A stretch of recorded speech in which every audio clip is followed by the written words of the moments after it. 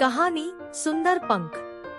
किसी समय एक जंगल में मोरों का एक झुंड रहता था। वे बड़े सुंदर थे। ये मोर अपनी सुंदरता के बड़े अभिमानी थे तथा जंगल के अन्य प्राणियों के साथ बुरा व्यवहार करते थे। वे कहते, हम बड़े सुंदर हैं, हम उसके साथ बातें नहीं कर सकते। उसी जंगल में नील पक्षियों का झुंड भी रहता था। ये नील पक्षी सादगी भरे पक्षी थे। उन्हें किसी से कोई सरोकार नहीं था। वे केवल अपना भोजन इकट्ठा कर सुखपूर्वक जीते थे। उस नील पक्षियों में से एक उन मोरों से बड़ी ईर्ष्या करता था। वह सोचता था कि उसके पंख मोर पंख की तुलना में सादे और भद्दे हैं। वह अपने आप सोचता, काश मेरे पंख भी मोरों जैसे सुंदर होते।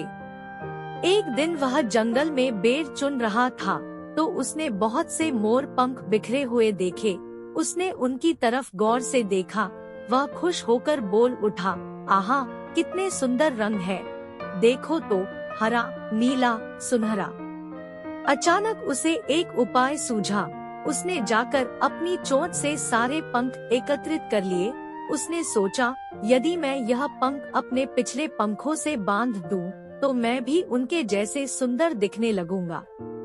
उसने पास ही पेड़ की डाली पर बैठी एक गिलहरी को आवाज देकर पूछा, हे मित्र गिलहरी, क्या तुम नीचे आकर मुझे इन पंखों को बांधने में मदद करोगी? गिलहरी ने पंखा बांधने में उसकी मदद की।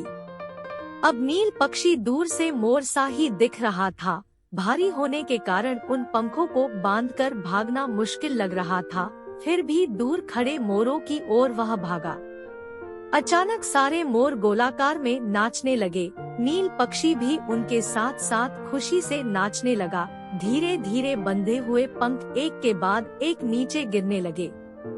मूर्ख पक्षी ने उस ओर जरा भी ध्यान नहीं दिया।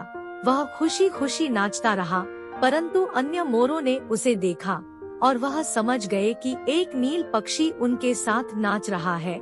इससे वे बड़े क्रोधित हुए। मोर टोली बनाकर उस पर टूट पड़े। उसे चोंच मार मार कर घायल कर दिया। वह किकियाने लगा। आखिर नील पक्षी वहाँ से दुम दबाकर भागा। मोरों ने उसे सावधान किया, फिर कभी भी हमारे जैसे स्वाम नहीं भरना, खबरदार। वह अन्य नील पक्षियों के पास गया तो उन्होंने उसकी उपेक्षा की। वे भी नाराज हो गए थे। उसने ऐसा मूर्खतापूर्ण व्यवहार किया था। कोई उससे बातें करने नहीं आया। अंत में एक बुद्धिमान नील पक्षी ने कहा, हम उसे माफ कर देते हैं। उसे अब समझ आ गया है कि केवल सुंदर पंख लगाकर ही कोई सुंदर नहीं बन जाता। नील पक्षियों को भी बुरा लगा। उन्होंने उसे माफ किया, परंतु उससे फिर कभी इस तरह मूर्खतापूर्ण और बचकाना व्यवहार न करने का वचन लिया।